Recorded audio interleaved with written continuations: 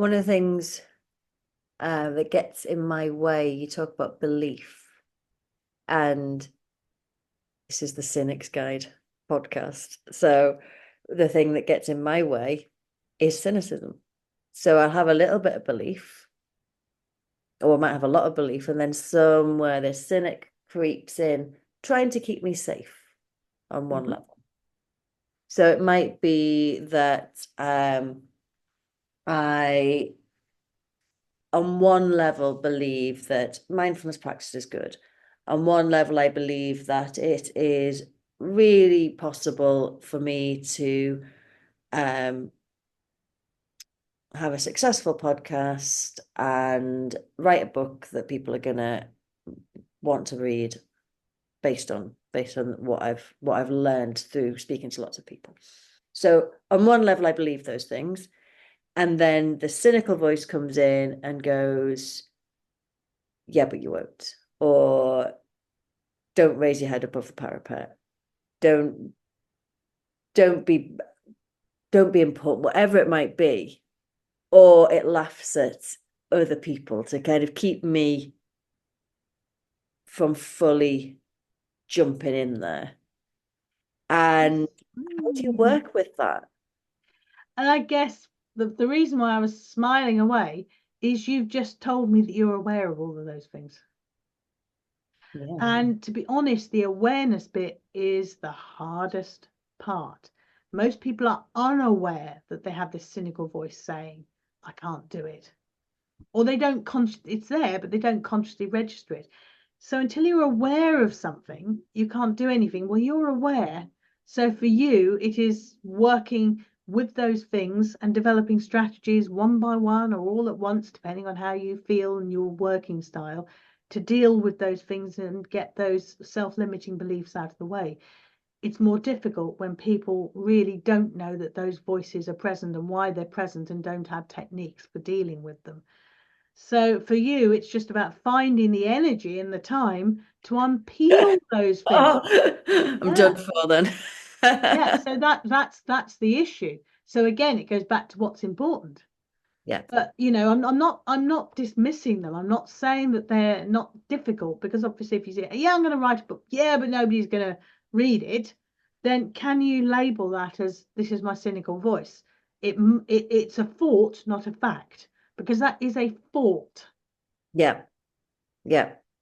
So when I first started in this journey, about 3 years ago, the idea was it was going to be a comedy book, a comedy podcast where I was going to be chatting to people and I was going to be debunking all of this stuff that was a bit woo-woo. And then I met people and they all really inspired me. And I was like, oh, bugger.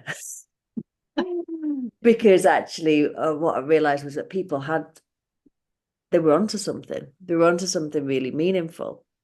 And I was missing out. And there was an element of I want a piece of that. And so I started to unpick a little bit about, well, what's stopping me from being wholehearted? And I think some of it is that self-preservation. But where the cynicism comes in now is a bit of wavering belief. It's where it's like, I don't know. So I'll set, is this a goal or an intention? Say I'm gonna get 100 subscribers to the YouTube channel by the end of the month. And then I'll watch as it isn't happening, or it's happening slower than I'd wanted. And there's one voice going, but I just need to believe more. And if I believe more, it's going to happen. And the other voice is going, yeah, but that's a load of rubbish. Even if you don't believe, you don't believe. You need to go to a point of belief. So I guess the question that was formulating in my mind as you were speaking is, why do you want 100 subscribers? Do you want 100 subscribers, or do you want to increase? Yeah. I mean, the number I'd plucked out of. So, I want to increase. Yeah. And maybe that would feel more believable, because then, you probably see some subscribers coming in and it would go up. Yeah. And again, then if you're working with an intention to increase, then you start to think, how else could I increase? You know, you've got stuck on watching the numbers, which can be really depleting. And I've done it with posts in LinkedIn. You know, sometimes I've done a post that I think is really impactful or really important, or I've done a really good little infographic to go with it, or made a short video or something, and I think it's really neat and it's going to catch on. And then good old LinkedIn doesn't, you know, it doesn't show it to 2,500 people who are my connections. It shows it to a couple. And because they don't just respond quickly, the algorithm doesn't go up and then it doesn't show other people. So there's all of this working against you with that. So, but I think the broader intention is to increase or to have a certain number. There may be a golden number on YouTube that you need to achieve in order for YouTube to do something desirable that you want it to do, you know, with your videos. So I think it's about having that broader intention, you know, why do you need the subscribers and what happens then? And what are you actually trying to get to? What's beneath it? What's behind it? What's behind it? What's behind? That's where I'm going. And then there are all manner of things that might bring you to that, that might not just be the conventional way that you've been thinking. So it's, you know, that 100 subscribers, and I know you just plucked that out of the air, that is narrowing your thinking. And actually, it could be 100 subscribers who've just clicked a button and then never watch a video. Or Yeah. it could be people who don't subscribe, but they watch and get something from it. Yeah.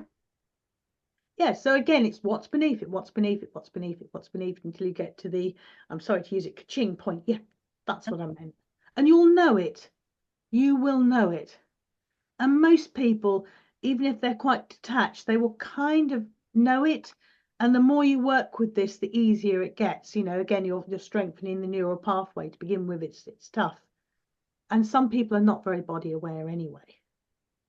But So there's it's a couple about, of you're just trying to balance. It's not all logic. It's yeah, gut as well. You may not be as good on the gut, and a lot of people aren't.